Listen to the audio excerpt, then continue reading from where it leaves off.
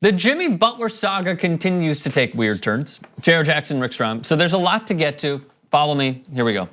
Adrian Wojnarowski putting this out via ESPN. Minnesota and Miami had been discussing deals that included a third team to take on the salary, as well as doing a direct trade between the T-Wolves and Heat, league sources said. Miami had softened on including Josh Richardson and versions of a possible deal for Butler, only to recoil once Minnesota pushed late for a sweeter return for Jimmy.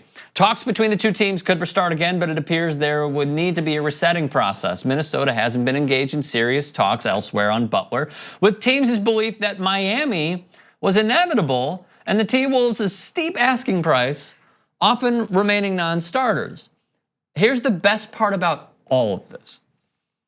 Asked what the T-Wolves are seeking, a Heat source said, the firstborn of all of our kids.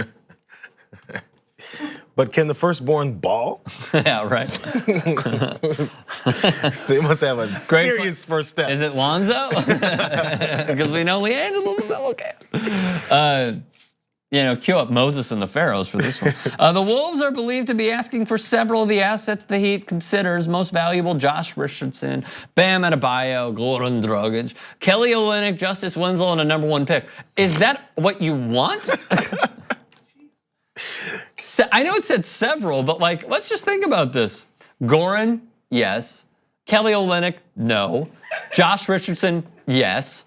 Bam Adebayo, yes. First round pick, yes. So that's their asking price. Let me be clear, and then Jayar's gonna weigh in. He's a free agent after this year. No, I'm sorry. First off, the #1 pick, what they mean is that kid thing. It's #1 kid is what they meant. But yeah, right. I don't know. I feel like some teams, as we know, I feel like there's maybe some butting of heads happening. We know that he met beforehand to tell him how Jimmy met with the T-Wolves to tell him how upset he was or how much he wanted to trade. But I feel like even though it seemed all like not peaches and cream, but just like at least they were on 112. They were with him. Yeah, totally. They were on board with it, or at least understood where he was coming from. I think this is one of those moves where they went, oh, we're gonna try and trade you, but nobody wants to put up with what you're worth, and we tried. Right. They don't really want to. So you gotta know if there's a motivation, there's a team that's motivated to trade a guy, and then they do it when they're motivated to trade a guy. And when they're not motivated to, they don't. Let me keep it real. Let me get your take on this. Hearing that the Miami Heat have made the T-Wolves their, quote, last best offer, and that, quote, they, Minnesota, know where we are at. This could and should be done by now. The season starts in a week. Come on, man. They're pissed. No, think about it. Minnesota has Jimmy Butler, and they're gonna lose him next year anyway, after this season anyway, right? Right. So they're thinking, we just got to this point where we're now a normalized Western Conference playoff team, and we're just gonna, what are we gonna do? We're gonna lose him and everything sucks? You try to get something back as soon as possible. What I think the Timberwolves' mentality towards all this is that if you played Ken Griffey Jr. baseball '96, for N64, you traded with any team and they would give you the best guys. And basically Minnesota thinks that they are you playing Ken Griffey Jr. baseball, building your dynasty. Oh, we're just gonna send them whatever and they're just gonna do it. No, this is a huge risk for a lot of teams.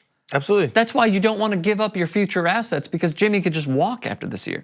There's a few more. Stefano Fusaro says, stating the obvious here, but I'm told Jimmy Butler's frustration level with the Wolves front office at an all-time high. A source asked me, are they truly trying to get a deal done? No. Or is this just more smoke and mirrors? Yes. There you go. Last one. To borrow a phrase my mom used to yell at me, the Heat have had it up to here with the Timberwolves, I'm told. Doesn't mean talks can't be resurrected, but exasperated is polite way to describe Heat in this situation.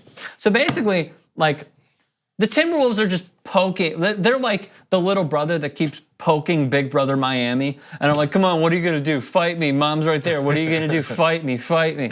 I understand why the Heat would be pissed. Do you believe though, anybody, I'm asking this to anybody in the studio, do you believe that Jimmy Butler will get traded before the start of the season? No. I don't either. No. I don't either. I've lost faith. They don't want to. Minnesota. Minnesota does not want to. I mean, that's my general speculation, because again, I don't know if you went through the details of this. They basically had something written out. His medical reports and records and physicals, all that stuff was exchanged with the Heat. Yes. That's pretty much, that's one of those points when people start reporting, I'm gonna be the first to report this deal is coming. Right. You heard it here first, the deal is done, because it's going to happen. And then when that gets pulled back, why? Not because the Heat said, well, we saw there's this thing about his hip in the report that we didn't know about. No, the problem is Minnesota said, oh, you mean you're gonna accept it? Wait, give me 3 more. Not gonna work out that way. I agree. Do you believe Jimmy Butler gets traded? Comment section below, subscribe to TYT Sports. Do you guys want full TYT episodes? Yeah! So download YouTube TV and get a 7-day free week trial.